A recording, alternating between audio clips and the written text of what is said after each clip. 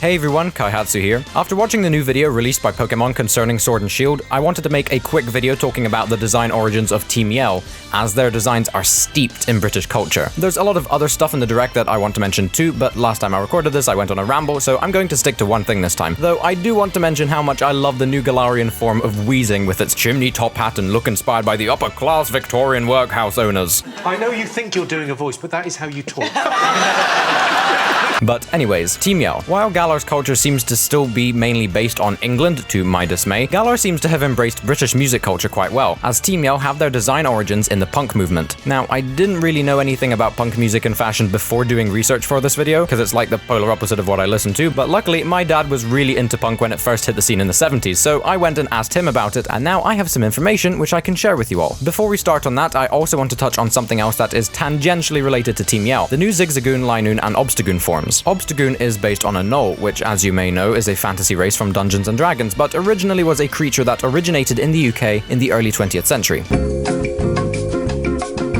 Anyways, this line is obviously based off of US heavy metal band Kiss, with their black and white makeup with stars and other patterns, and their proclivity for sticking their tongues out. While they are an American band, heavy metal was also a very big cultural thing in the UK, like punk was. In fact, while the term punk was originally used in the US, punk really took off in the UK, where it soon became a cultural phenomenon. Of course, this means that Team Yell's inspirations aren't 100% pure British, but really the prevalence of punk in the UK and in the 70s and 80s really ties it to the United Kingdom. In the UK, punk started in the South with bands like the Sex Pistols, the Clash and the Damned, but there are also a lot of good prominent bands from elsewhere in the UK. There's the Buzzcocks from Manchester, Penetration in Durham, Angelic Upstarts in South Shields just outside of Newcastle, and in Scotland the Skids and the Rosillos. The punk fashion also started in the South with designers such as Vivienne Westwood. Punk fashion to me is quite odd, but it's pretty evident that Team Yell's clothes are based on it. Spiky bands, boots, bright colors and mohawks, Mohicans, fingerless gloves, and safety pins? It sounds weird, but a big part of punk fashion was wearing safety pins on clothing, as well as padlocks. So it makes sense as to why Team Yell all have big safety pins on their backs. In fact, English writer and music journalist John Savage even described the punk subculture as a bricolage of almost every previous youth culture in the Western world since World War II, stuck together with safety pins. So yeah, safety pins are a big part of the fashion, it seems. The punk movement at the time was anti-establishment and in a way was against the stricter, more modest societal and familial norms of the mid-20th century. Now, I couldn't tell you where I got this bit of information from, but I remember watching a documentary where punk was compared to the kawaii movement in Japan, as both were anti-establishment movements that just went in completely different directions, but essentially served the same purpose. And going back to Galarian Linoon, the Pokémon website says that it is very popular with the disaffected youths of the Galar region, who have nowhere to direct their frustration and anger. And, well, if you look at the punk and heavy metal genres of music and fashion, they seem to be popular with said rebellious and disaffected youths in real life. Wow, that makes me sound completely out of touch, but what do I know anyways? I'm just a sap that listens to vaporwave and jazz. Anyways, I hope you learned something new about Team Yell's designs, and of course the musical and fashion movements behind it. I would have spoken a bit more about this, but I wanted to make this video kinda quickly to beat everyone else to it while still being informative and not too long or boring. Anyways, thank you all for watching. I hope this was informative and not really quick and rushed, but yeah, thanks and I'll see you next time.